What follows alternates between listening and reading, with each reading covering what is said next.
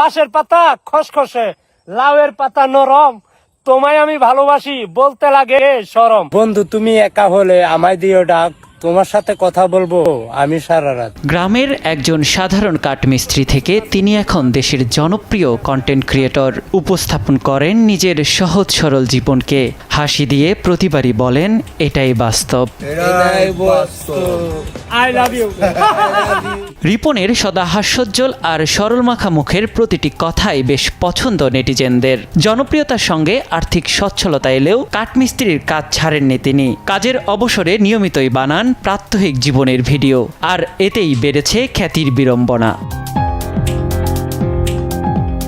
সাংবাদিক পরিচয়ে পরিবারকে হেনস্থার অভিযোগ এনেছেন রিপন মিয়া। ইন্টারভিউ না দিলে প্রাণনাশের হুমকিও দেয়া হয়েছে বলে জানান তিনি। তার এমন বিস্ফোরক অভিযোগে সরগরম নেট দুনিয়া। এ ঘটনায় রিপন মিয়ার পাশে দাঁড়িয়েছেন জনপ্রিয় ইউটিউবার ও অভিনেতা সালমান মুক্তাদির।